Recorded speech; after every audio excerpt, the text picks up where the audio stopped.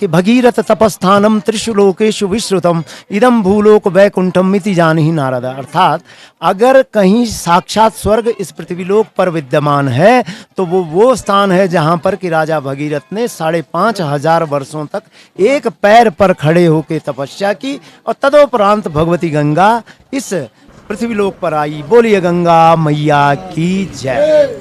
माँ गंगा क्यों इस पृथ्वीलोक पर आई थी? आप सभी विज्ञ हैं कि राजा सगर इस संसार में हुए, उनकी इच्छा हुई कि वे सारे विश्व विजयी होना चाहते थे। उस समय विश्व विजयी होने के लिए किसी प्रकार की एडवांस टेक्नोलॉजी की जरूरत नहीं थी। कोई राफेल एयरक्राफ्ट नहीं होता था, कोई बोफोर्स गन नहीं होती थी, मात्र एक अश्वमेघ यज्ञ किया जाता था। उस अश्वमेघ यज्ञ में इस प्रकार से चारों ओर के लिए एक अश्व छोड़ दिया जाता था। वो अश्व चारों ओर घूमते हुए जब सारे राजाओं को विजयी करता हुआ अपने गंतव्य पे पहुंच जाता था तो वो विश्व विजयी कहलाता था। ऐसे ही राजा सगर ने किया। जब वो अश्व घूमता हुआ सारे विश्व में घूम रहा था तो इंद्र जो कि देवताओं के राजा हैं, उन्हें ये अपने हृदय में उनको ये लगा कि कहीं स्वयं जो सगर हैं वो मेरा आसन छीनने का भी प्रयत्न न करें। तो क्योंकि इंद्र वैसे भी थोड़ा सा कहते हैं कि वो डरपोक भी हैं और उनकी जो गद्दी है उसके जो आसन के जो नट बोल्ट हैं वो थोड़ा सा ढीले से हैं। तो उन्होंने प्रयत्न किया, उन्होंने क्या किया, उस घोड़े को उठाकर एक बूढ़े ऋषि के स्थान पर बांध दिया। अब बहुत दिनों तक जब वो घोड़ा नहीं लौटा तो उनको सभी लोगों को ये संशय हुआ कि किसी ने हमारा घोड़ा रोक दिया है। तो उनकी सेना थी वहां पर पहुंची, देखा तो कपिल मुनि के आश्रम में बंधा हुआ। उनको ये लगा कि कपिल मुनि जी क्यों बांधेंगे। उन्होंने जाके कपिल मुनि की तपस्या भंग कर दी। जैसे ऋषि की तपस्या भंग हुई वो तो आंख बंद करके बैठे हुए थे, उनकी आंखें खुली और जो कुछ उनके सम्मुख आया वो भस्म हो गया, पूरा का पूरा भस्म हो गया। तो अब आप जानते हैं कि 60,000 लोग मरे पड़े हैं एक साइड में। आप जानते हैं उनका तारण होना था। उस तारण के परिप्रेक्ष्य में सगर जी ने स्वयं कपिल जी से ही पूछा कि ये कैसे इनका जो है यहाँ से उद्धार हो सकता है।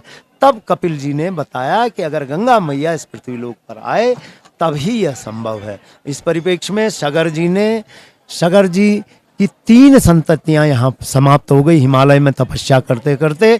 और राजा सगर, राजा अंशुमान, उसके बाद जो है स्वयं राजा भागीरथ इस स्थान पर, यहाँ नीचे में एक बड़ा सा पत्थर है, उस पत्थर के ऊपर उन्होंने तपस्या की और तब गंगा मैया यहाँ पर अवतरित हुई।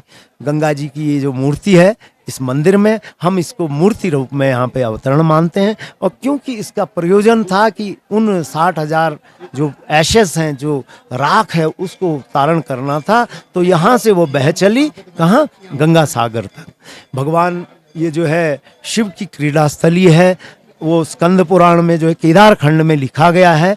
तो भगवान ने उसको जो है अपने सर में, अपने जटाओं में धारण किया।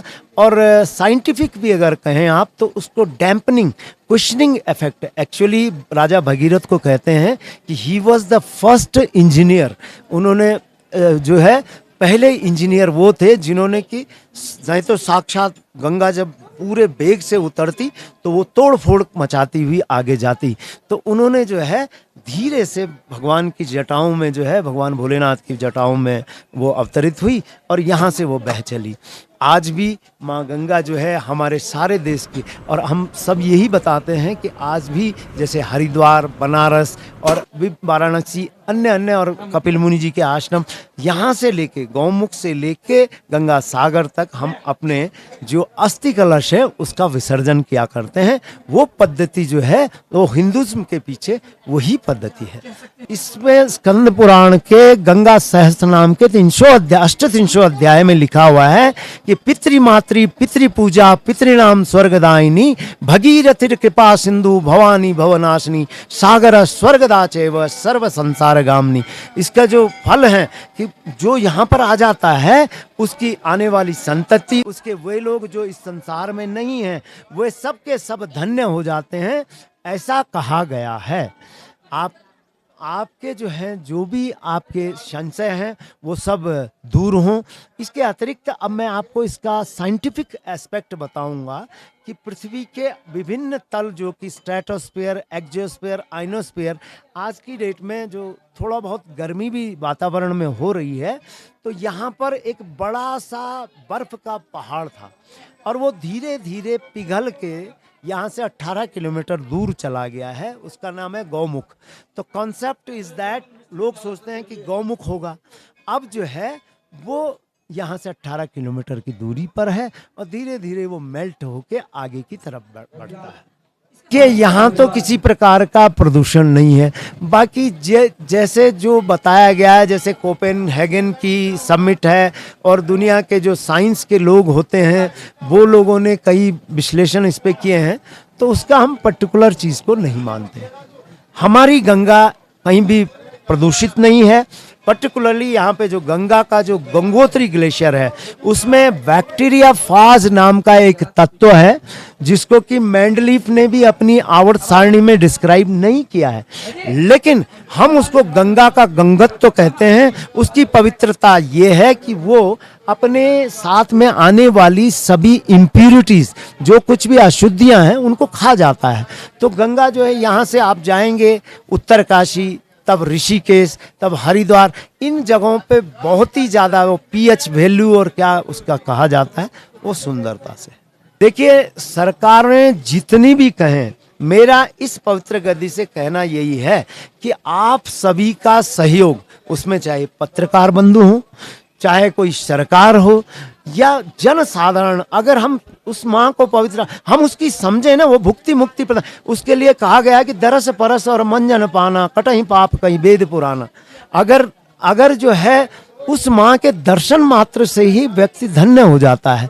तो आप ये सोचिए ना कि उसकी पवित्रता मेंटेन करनी है हमें, तो उस पवित्रता को अगर जन साधारण, अब उसमें अवेयरनेस बहुत जरूरी है।